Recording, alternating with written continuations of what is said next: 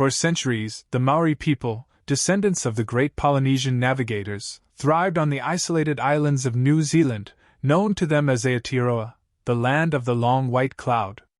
Every aspect of life here was intertwined with the land, or whenua, which the Māori held sacred. Each tribe, or iwi, had its own rich history, stories, and guardianship over specific regions of New Zealand, and they drew strength from the land as they honored their ancestors. The Māori people were deeply connected to their environment, practicing sustainable living, and valuing courage, respect, and wisdom. But the arrival of British ships in the early 19th century signaled a profound change. These British newcomers, driven by the ambition of the expanding British Empire, were a stark contrast to the Māori way of life. They brought with them new technologies, foreign religions, and unfamiliar diseases that swept through the Māori population, leaving devastating losses in their wake. The initial interactions between the Māori and British settlers were cautious yet curious. But as the British began claiming more and more land, the Māori would soon find themselves in a struggle not only for survival but for the preservation of their heritage. In 1840, British officials, aware of the growing tension between settlers and Māori communities, sought to establish a formal agreement with the Māori. The Treaty of Waitangi was presented as a means of securing peace and cooperation, promising the Māori their land rights and a degree of autonomy while establishing British governance over settlers. Māori leaders approached the treaty with caution but ultimately signed it, hoping it would protect their lands and people from the unchecked expansion of British settlements. Yet, from the beginning, the Treaty of Waitangi was flawed. The treaty's English and Māori versions contained subtle yet critical differences in wording that led to different interpretations of what the agreement actually meant. The Māori understood the treaty as a partnership that preserved their sovereignty over their lands and communities. But to the British Crown, the treaty signaled British authority over New Zealand, and they quickly began to treat Māori lands as Crown property. As British settlers poured into the country and claimed lands under dubious legal interpretations, Māori communities felt betrayed. Their ancestral territories were sold, fenced off, and seized with little respect for Māori customs or consent, fueling deep anger and resentment. This betrayal would lay the groundwork for years of conflict, as Māori leaders realized that they could no longer rely on words alone to protect their people and their land. In the years following the Treaty of Waitangi, Māori leaders watched with growing frustration as their land was steadily taken and their authority undermined. Chief Honhik, a charismatic and formidable leader, became the symbol of Māori resistance.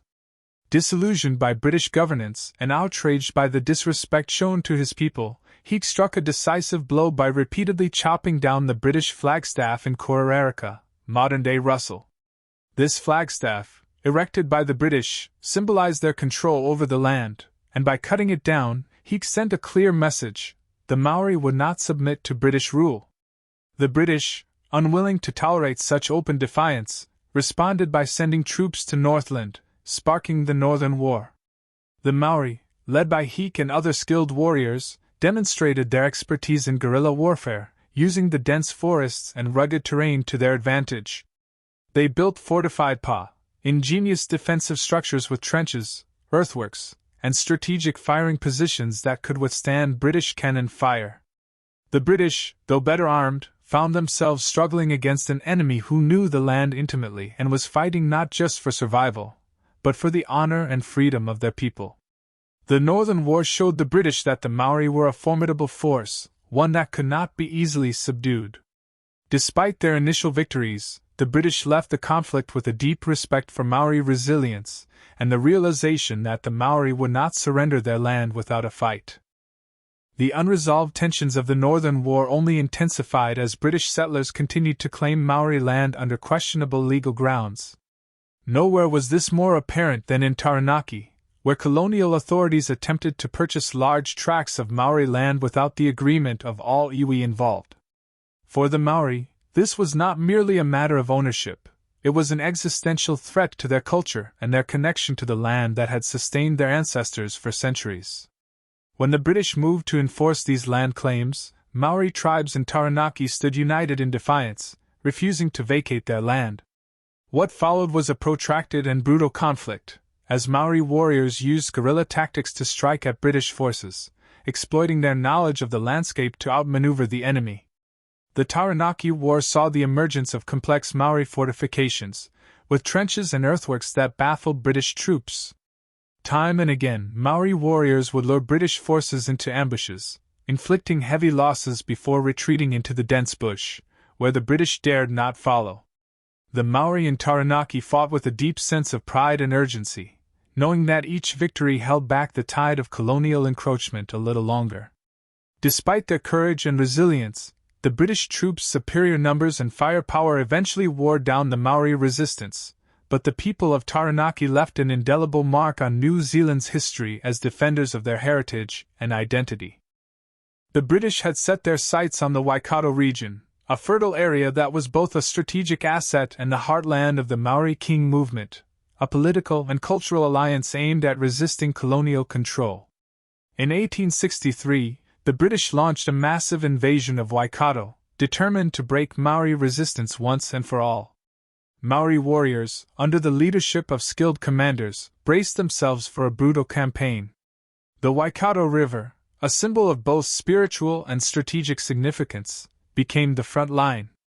Maori fighters defended every inch of their land with remarkable courage, building pa that incorporated innovative designs and defensive tactics.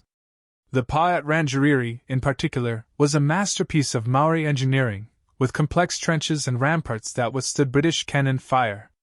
When the British finally breached its defenses, it was only after an exhausting and costly struggle. For the Maori, this was more than just a war. It was a fight for the preservation of their sovereignty, their culture, and their future. In the midst of the Waikato campaign, the British sought to crush the remaining pockets of Maori resistance. At Orākau, a small but fiercely defended settlement, Maori warriors stood resolute against overwhelming odds. With only a handful of warriors and limited supplies, the defenders understood that this would be a fight to the last. The British forces, armed with artillery and superior numbers, laid siege to the settlement. As the hours turned into days, the defenders showcased extraordinary courage and resilience. They fought not just for their lives, but for the legacy of their ancestors and their right to remain on their land. Each day, the British forces advanced, and yet, the defenders of Orākau did not falter. They repelled attack after attack, their determination inspiring both friend and foe. When the British finally breached the walls, the defenders faced the enemy with valor, knowing that they had fought to the very end, embodying the spirit of resistance. Their bravery at Orākau would be immortalized in New Zealand's history, a testament to the fierce determination of the Maori people to defend their home and heritage. Amidst the turmoil of the wars, the Māori King Movement emerged as a significant force for unity and resistance. Led by the charismatic Potato Te Warohero, the movement sought to rally Maori tribes against the encroachment of British settlers and to promote a sense of collective identity. This movement was more than just a political entity. It represented a cultural renaissance for the Maori, fostering a renewed sense of pride in their identity and heritage. The establishment of the Maori monarchy provided a focal point for the various tribes to unite and resist colonial oppression. It offered hope during a period of great loss and upheaval. Even after the military defeats, the legacy of the Māori King Movement endured. It served as a reminder of the resilience of the Maori people, their commitment to their customs, and their right to self-determination. This legacy would echo throughout New Zealand's history, inspiring future generations to continue the fight for their rights and recognition. The Māori Wars left an indelible mark on Maori society, with profound impacts that were felt across the generations. The loss of life, land, and resources during these conflicts was staggering. Entire communities were devastated, and many Maori were displaced, leading to a painful dislocation of their way of life.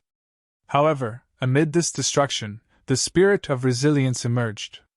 Maori communities rallied together to support one another, rebuilding their homes and their lives. They adapted their strategies and governance structures in response to the new realities imposed by British colonial rule.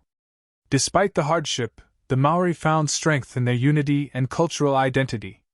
Through oral traditions, storytelling, and cultural practices, they preserved their history and ensured that the legacy of their struggles would endure.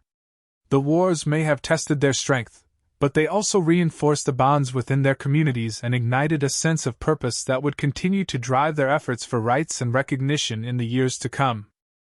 As the dust settled after the intense conflicts of the Māori Wars, the aftermath left both sides grappling with the implications of what had transpired. The British continued their expansion, viewing New Zealand as an extension of their empire, while the Maori, reeling from the losses, found themselves facing a new reality: land loss and cultural erosion. The struggle for land became increasingly contentious, sparking a series of land wars throughout the late 1860s and 1870s. Disenfranchised and determined, Maori communities began to organize more formally, engaging in protests and petitions to reclaim their rights and land. The British government's reluctance to acknowledge the treaty's promises fueled Maori determination, leading to further clashes over land ownership and governance. The legacy of the conflicts began to reshape New Zealand's society, with the Maori increasingly aware of their political agency. While they faced numerous obstacles, the resilience shown during this period laid the groundwork for future movements advocating for Maori rights and sovereignty. The Māori Wars were not solely fought on the battlefields. They also unfolded in the hearts and homes of Maori women, who played crucial roles in their communities during this tumultuous period. Women were essential not only as caregivers, tending to the wounded and managing households while the men fought, but also as active participants in the resistance. Many women took up arms alongside their male counterparts, embodying the spirit of the fight for their land and rights. Their leadership was evident in strategic decision-making, as they gathered their people, organized support systems, and ensured that the values of their culture were preserved despite the chaos of war. The contributions of Maori women during this time were often overlooked, yet their strength and resilience were vital to the survival of their communities. In the years following the wars, Maori women continued to advocate for their rights and the rights of their people, paving the way for future generations to stand strong in their identity and fight for justice. As the conflicts began to subside, a shift toward peace became increasingly apparent. The New Zealand Wars, though marked by violence and deep-seated grievances, also paved the way for dialogue between Maori leaders and the British government. Understanding the need for stability, both sides sought to reconcile their differences.